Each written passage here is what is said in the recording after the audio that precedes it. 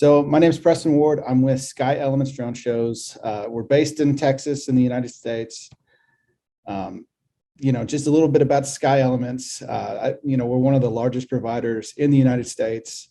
In the last year, we did about 150 different shows all over the United States. We've flown shows from Florida to California to Washington to New York. We've also done international shows. I just got back from a show in the Bahamas that we did last weekend. So we've kind of been just about everywhere. Currently, I have a fleet of about 1,500 drones. We're expanding that and expanding our capabilities. I'm going to double that by the end of the year, but we'll see with supply chains and other problems that I'll talk about here in a bit that are all things to consider. I have 8 pilots on staff that can fly shows right now. So we can do 8 simultaneous shows. That's what we did on the 4th of July weekend. We had 8 shows running at once. And then we have a crew size of more than 50 people located all throughout the United States. So we've made a big network of people that we've worked with before that really can help us bring these shows to life. And then get into a little bit about the team.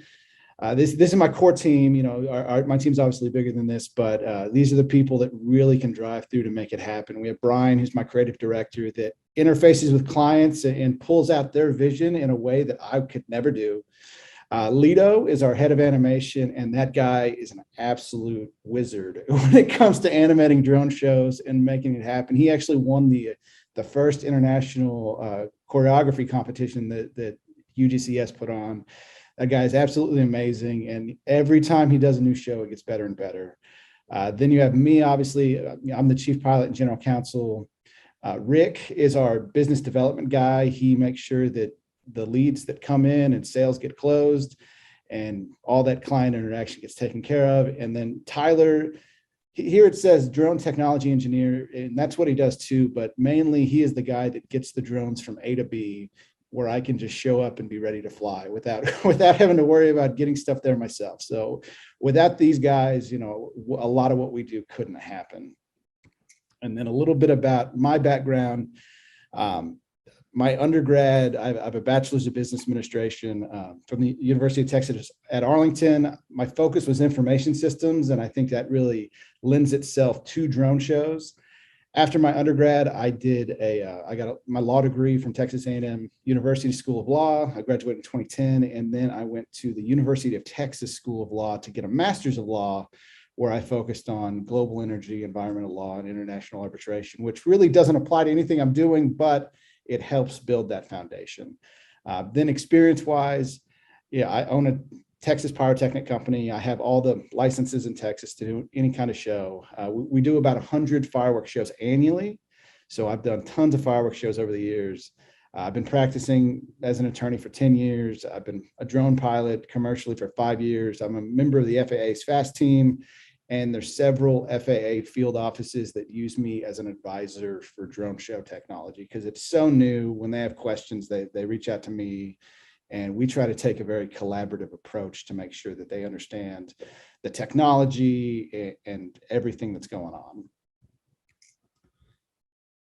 So, just starting off kind of where we first heard about drone shows, where, we learned about it. I think it was where just about everybody learned about drone shows. And that was the very first one that was with that Lady Gaga performance at the Super Bowl. That was, me and my business partners, we remember that. And it was always something that we looked at. We saw the drone shows and we thought, okay, that's interesting. And then over the years, we thought more and more about, hey, we need to do this and get into this. So that was our first interaction. And then in 2020, we really started focusing on it and saying, hey, we want to make these things happen, and really pushing forward to make them happen.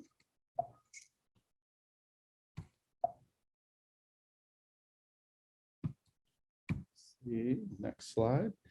So, as Alexander kind of hit on a little bit, there's different uses for a drone show. With a fireworks show, you just have a fireworks show. You can do a little bit of other things with it, but you really can't do very creative things. It's always going to be a fireworks show. So when we first got involved, we thought that a lot of drone shows were going to be complementary fireworks shows, where it was going to be a American flag in the back, fireworks show in the front. And we've done a couple of those, but not nearly as many or as big of a focus as we thought it was going to be. But it's definitely there as an option to help complement firework shows. Standalone shows, I mean, obviously just doing a drone show. I think a majority of our 4th of July shows were people that wanted to switch from fireworks to a drone show for a variety of reasons, whether that's they're worried about fire or environmental reasons.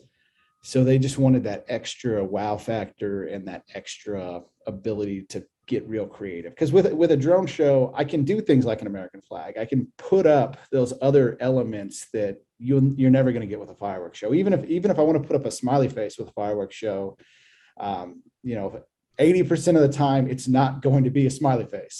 So you really, can control what the images you're putting up and the animations you're putting up with a drone show, and really focus on telling a story and bringing your client's vision to life.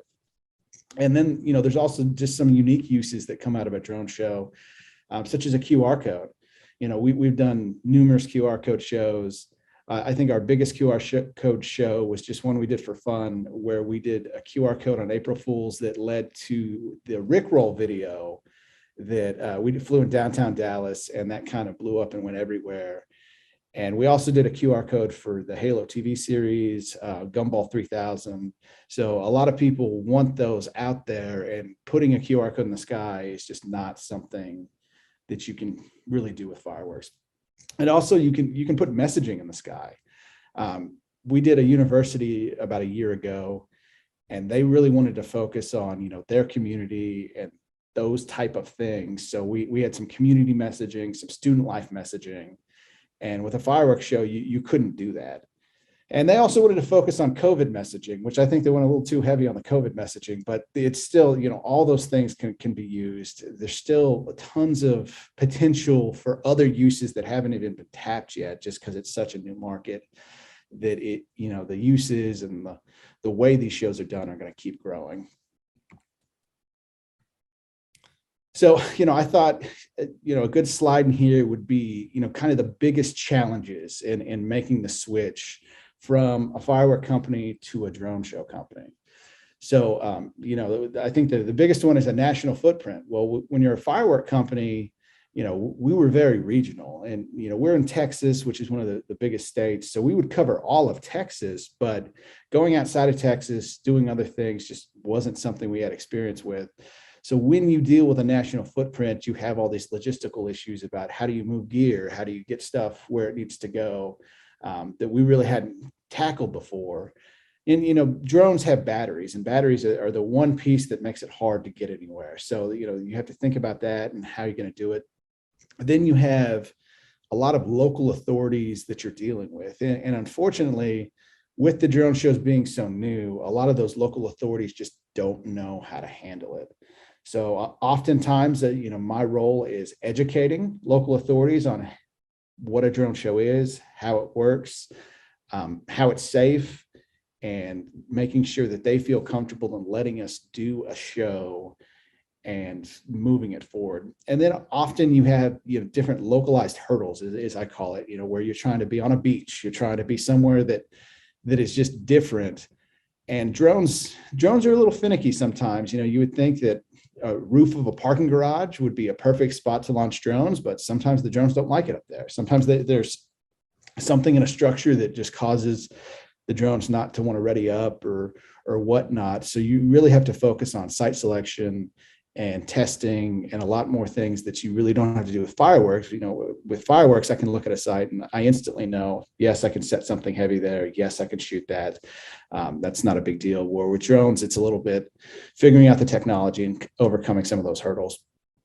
And then to really expand into the drone light show space, you really need some specialized personnel that on the fireworks side, you have a little bit of experience with, but not too much. I mean, to really put together a lot of the shows we do, we have animators on staff. And those animators spend 80 hours, 100 hours making a show, where if I want to make a fireworks show, I can just use Finale, and I can probably train somebody in a couple of hours to put that together and build a 30-minute fireworks show in 2 or 3 hours, where the animators are having to work a couple of weeks to put that together and I can't just change it afterwards. Also, you're going to need pilots. And, I always like to tell people pilots is a unique term in the terms of drone light show, because you really don't need people that are drone enthusiasts. You need more people that understand what you're dealing with is a giant computer network, and how to manage and best troubleshoot that network if there's problems, and how to get everything connected and working right. And then lastly, you kind of need a regulatory specialist. And that's a lot of what my role is, where I'm working with the FAA, I'm working with local authorities to kind of put together everything so that they understand it, put it together in a way that they really can make a decision. Because a lot of the times when we first talk to people about drones, they instantly say no. They're like, no, we had a bad experience with drones. And it's usually because somebody that didn't know what they're doing flew a drone over somebody's head, got too close to them, and that's kind of given a bad taste in their mouth. So we have to really do a lot more educating and trying to build a better, almost like a better reputation for drones to really be able to do a lot of the things we do. So then some of the current struggles that, are different, but the same with fireworks. I think everybody this year with fireworks had supply chain problems. Getting fireworks was tough.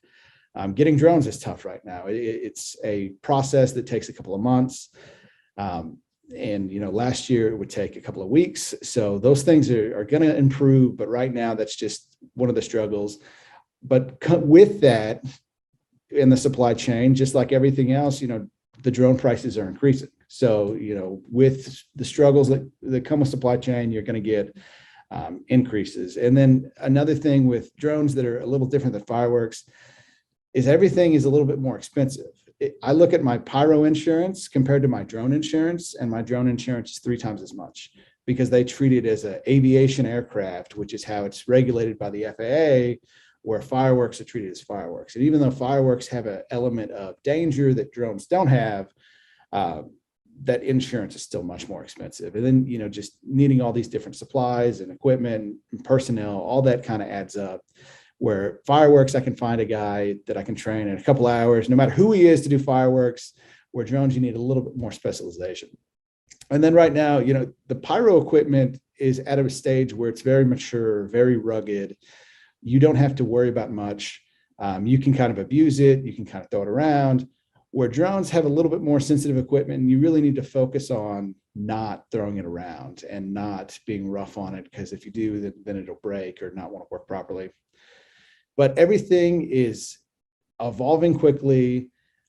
Drone counts are going up. Everybody's wanting more and more drones. So it is definitely a market that is improving.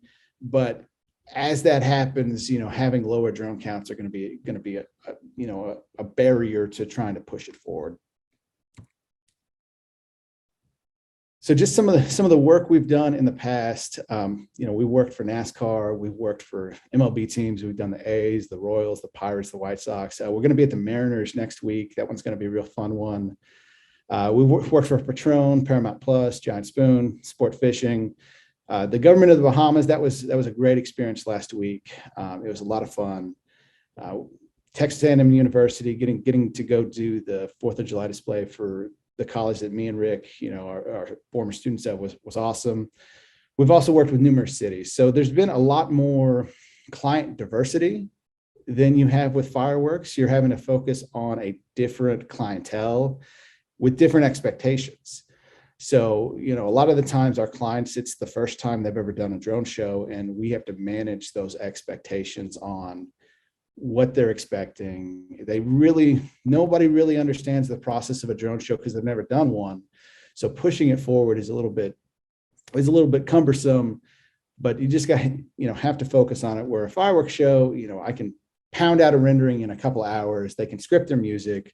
Well, with a drone show, to get that same rendering, it's going to take me a couple of weeks, and then I'm going to have to export it, give it to them, and then if they want to make tweaks, I got to go back and have it tweaked and push it forward. So it's a little bit different of a process than a fireworks show, where a fireworks show is a lot more straightforward. So then I'm just going to talk about some of the shows we did. These aren't the largest shows I've ever done, but these are the ones that each one has a unique element that I think is useful to talk about. So we did a show for Halo, the TV series. This was 400 drones. We did it in Austin, Texas. We were targeting the South by Southwest Music Festival. What made this one a little bit unique is they wanted multiple flights in multiple locations. So each night we were going to do 3 flights a night, and each night we were switching locations. So that first night we had some weather to overcome. The winds were picking up. So we actually only ended up doing 2 flights that first night. And then we did 4 flights the second night. But to make it happen, we had to coordinate with the FAA. We had to coordinate with the local airport there in Austin. One of the sites was in controlled airspace. And then everything with South by Southwest, you have to coordinate with the Austin Police Department. So we coordinated with the robotics division. So you have a lot more agency coordinations when you're putting these drone shows together than when you're putting a fireworks show together. Normally with a fireworks show, you're just going to focus on the fire marshal, the fire department. Where here we're really having to have all these different parties and making sure that all the boxes are checked. So some of the unique challenges with this show is we just had the logistics of charging batteries. We were doing 3 shows a night. That's 1,200 batteries. So we had to charge 1,200 batteries overnight. So the crew did not sleep very much to make that happen. And I think we popped every circuit in our Airbnb at least once to have all the chargers plugged in and to make that happen. And then even more so on that second night, we were having to charge 1,600 batteries. So we did a flight, pulled all the batteries, ran back to the Airbnb, started charging that set, did the other flights, and then we had that 4th set that we could then plug in. We weren't anticipating doing a 4th flight in one night, so we didn't bring more batteries, but with that show, they wanted to also bring down the cast and crew. So there was a lot of VIPs and other people that were right there, that everything had to go perfect and everything had to look amazing. And fortunately, the software and the drones and everything just worked flawlessly, and it was a great experience. And then another thing that popped up is in between days, there was a last minute temporary flight restriction. So day 1, we were outside that flight restriction. Day 2, they put it over us and we were just on the edge. So, the morning of, I was having to scramble to get that waived and taken care of. And fortunately, if you know the process and if you know the right people to talk to, getting those things taken care of are pretty easy. But it's just a big thing that you got to pay attention to. Where with a fireworks show, once the fire marshal signs off, you're good to go. You don't ever have to think about it. You show up, you shoot your show, you go home. Where here, you always have to be checking to make sure nothing's changed. And designing the show, there's more stakeholders and client decision makers. So this one in particular had multiple levels of approval. We had to send stuff back and forth to creative, back and forth to their people, to mock up, to get approved. Ultimately, the show's creative director had to approve it to make sure that it stayed on brand. And with this one, we also had some last minute design changes. We flew it in early March. And I don't know if you guys remember, early March is right when Russia went into Ukraine. So one of the animations was the Warthog vehicle for the game. And we initially had the turret on it, and we made it look like it was shooting. So they were really excited about being able to put that in the sky. But as soon as the Russia and Ukraine thing happened, we had to strike that. So we were scrambling to make it, to change it the last minute. And, we had to have basically half the show reanimated in a couple of days so that that messaging would be more accurate. Then also we had some site selection issues.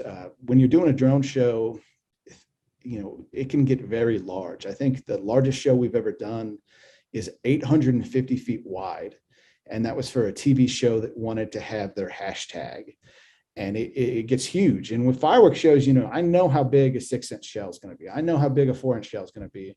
Well, with a drone show, until it's animated, until it's mocked up, you really don't know how big it's going to be. And finding the right sites to fit those things can be a bit of a challenge. So we had to find 2 to make it work, because they wanted to target different areas of downtown and different areas of the South by Southwest Festival.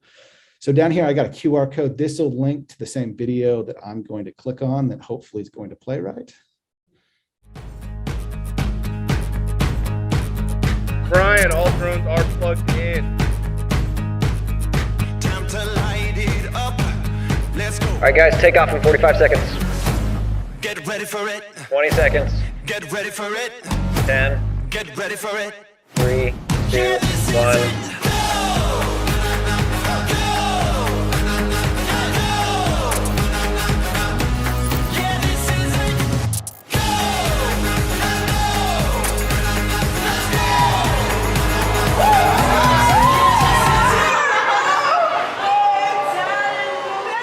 They had us, to give you a little background, that was the night of the premiere. Let me close this window.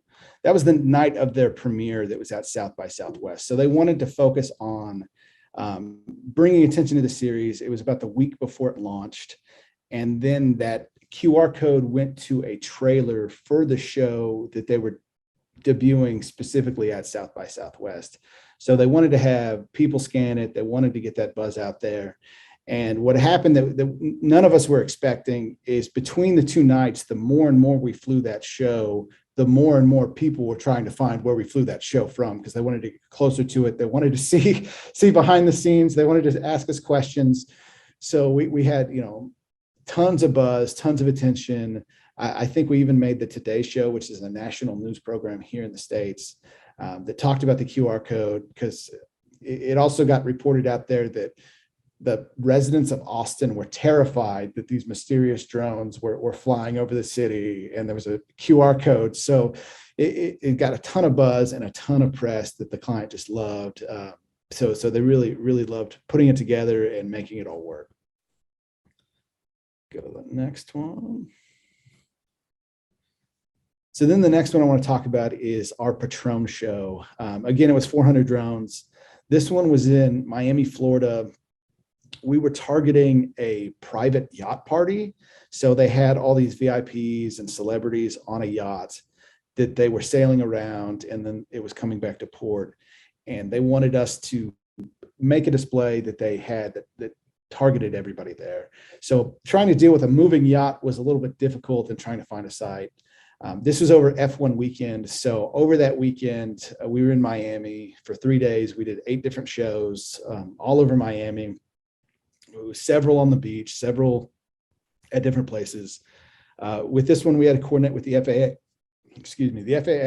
the local police department, the Coast Guard, and then we used a very specific launch location that we had to have a lot of approvals for and getting us in there.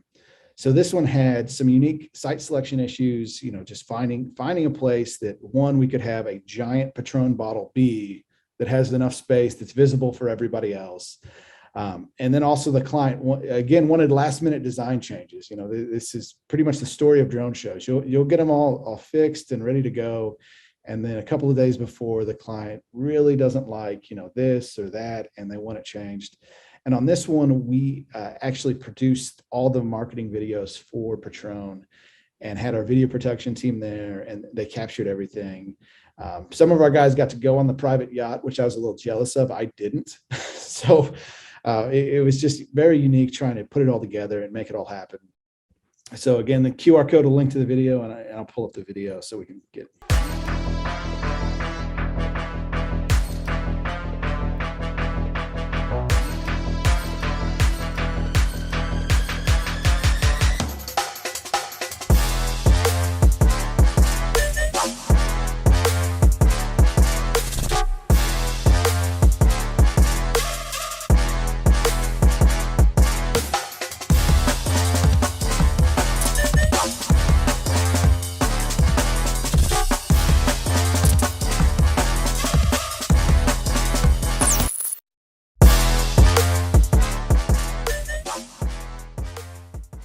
So with that show, one of the things that was the biggest holdup at the end was trying to figure out which of the artists were going to have their name first. I think we made that change 3 or 4 times where they wanted Future's names first, then they wanted Latto's names first, and then they kept going back and forth until they finally got the order that I guess the artist agreed to. So whatever happened on that end. But with fireworks shows, you never would have gotten, the Patron client never would have gone with a fireworks show from that cruise. It just didn't have that same impact that a drone show could, where they could put their logos, they could recreate their liquor bottle, they could do everything that they need to really bring their messaging home. And they just loved, I think that Patron bottle is about 350 feet high, so it's pretty tall, and I think it was 300 or 400 feet wide. So it is just massive, and it's over Miami. And with fireworks shows, you just don't get that scale. The biggest thing I try to communicate to clients is that, you've seen videos of drone shows, but if you haven't seen a drone show in person, you don't understand the scale. Those images are literally larger than life, and you can make things just massive. And when you have the sky as a backdrop, like this bottle, it doesn't look that big, but when you're there and you're having to look side to side to see everything, it's really massive. We did a 500 drone show just for us for 4th of July in downtown Dallas. And one of our animations was an eagle. And you look at the video and you're like, that eagle's all right. But the eagle's 750 feet wide. So when I was there, I just kept looking side to side, and I'm like, I can't believe how big that is. So it is just a massive thing. And fireworks, you're just kind of limited. You're never going to be able, like that spot in Dallas that we fly from, I can't shoot more than a 3-inch shell there, which, is going to go 300 feet in the air and be all right. But I can make as big of drone shapes as I want. So it's really something where you can get huge impact and huge promotional value, and people see it. And, occasionally I'm always surprised with, we use that Dallas site a lot, and sometimes we have tons of people see it, and sometimes we'll fly a show and nobody sees it. So, when you put up drones in the sky, people take notice. It's just something that's so new that people love. Just about after every show, we'll have people come down and talk to us, and they're so curious about how does it work? What do you do? And really just learning about the process and then learning about how we can put things together and those sort of things. And then my last example, and this isn't a huge show, but it had some nice points, is we did the 200th anniversary of Key West. So this was a little 100 drone show in Key West, Florida. But what made it really unique is we had to coordinate with the FAA like we always do. Then we had to coordinate with the naval base in Key West, and the naval base would not, up until I think 2 or 3 days before, they would not let us fly. They're like, nope, it's not going to happen. We're not going to let you fly. It's not going to work. And then finally, the right people got involved and talked to the right commander. And then they actually shut down the naval base's airspace for our flight window. So we were able to fly, and they shut down for us. And also the local airport in Key West shut down. So we were having to coordinate with both those airports and the airspace authority to get those shut down. And then afterwards, we got a note from the coordinator at the Navy base, and she was like, nobody knew what to expect, but that was one of the coolest things we've ever seen. And that was great working with you guys. Let us know when you want to come back, because we're more than happy to work with you. So if you can get through the first time, usually a second time is a lot easier. We also had to coordinate with the Coast Guard because we were flying over the water. And then our launch site on this one was a boardwalk area. So we had to shut that down during the show, in addition to everything else. And then we also had to coordinate with the city. So the city was a part sponsor to the event, and they wanted to make sure that everything went smoothly. And so we had to have their involvement, and then we had the Navy's involvement, then we had the Air Force's involvement, or the FAA's involvement, and the Coast Guard. So we had these 5 different entities that all wanted to say in what we were doing, and how we were, how they wanted it to happen. And, we got them all to agree to let us fly. And once we explained, hey, this is what we're doing, here's how it's going to look, they all got on board. And I think every one of those entities afterwards said that they just loved working with us and loved the drone show. So the unique challenges on this one, just like I talked about, where getting that site, finding a site that the Navy would approve. There's a lot of sensitive areas in that area in the Key West that they don't like drones over and don't want drones anywhere near. So we had to find a specific location that everybody would approve. And then obviously coordination with all the interested parties and getting everybody to agree. A little bit of a challenging, took several weeks, and I think even several months to get to the point where we needed, but it happened. Everybody loved it after the end. I'm not going to trust my link here, and I'm just going to pull up the video manually, just in case I didn't hyperlink it right. So let me get that going.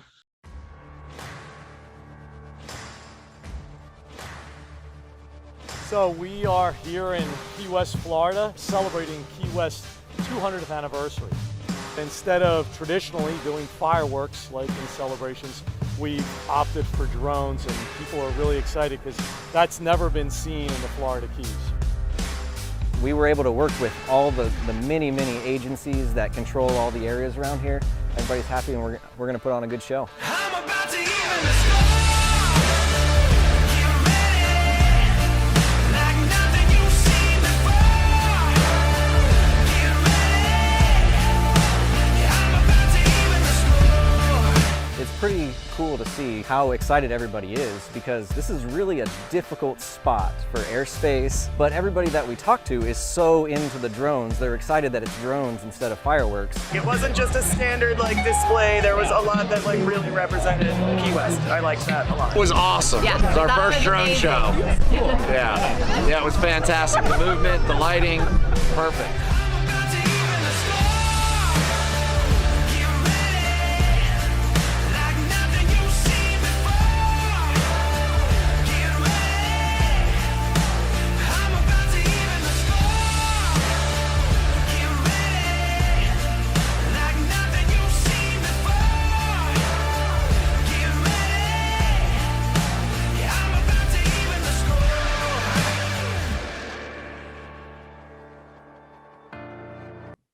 So yeah, we had a lot of fun doing that one. It was a great experience. Hopefully they'll have us back again for their next celebration. I don't know if it'll be next year, but hopefully the next thing they do. The thing we hear, oftentimes after doing something like that, is that they really loved how it was different, loved how they could focus on the community that is there. There were several elements. I'm not sure if you guys picked up on it on the video, but when the sun set, everything underneath turned green, because specifically in Key West, they have what they call a green flash at sunset. So there's this moment right as the sun sets, there's this green flash, and that is what they're known for, and that's a big thing. So they wanted to make sure that was the one element that they were like, that has to be in there. You gotta do it, like this. And then the crowd went absolutely crazy when that's what actually happened during the show. And then, some of the animated elements like the fish swimming were amazing. The scuba diver, we had the bubbles rising up, and that was my favorite animation just because it looked so great. So really unique things you can do, really storytelling, community building, different things that you can really focus on rather than just fireworks that have your 12 effects or whatnot. Let's see what I got next.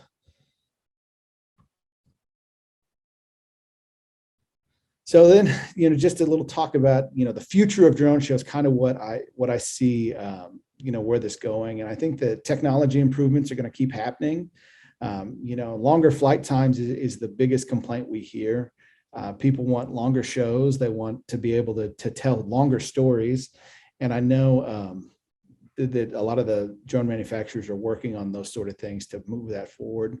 And then I think, more robust gear, get it more like pyro gear where you can abuse it a little bit and it'll still be okay. And then, more reliability. And I know Alexander and his team focus on the software, and they're doing a great job on improving everything. And, anytime I have a concern, I send it over to him and he's like, I'm on it. What do you need me to do? What do you need me to look into? And they're great to work with and great to figure it out. And then I think the next phase that we're going to enter into is more sophisticated show designs. So I think people are going to want more artistry. They're going to want more drones, and the ability to do those sort of things are going to be paramount, and pulling it together We've had some clients that are like, hey, I've seen shows before where it's a logo and then transition and then logo and transition. And they're like, I don't want that. I want a very animated story that start to finish tells the message that they want.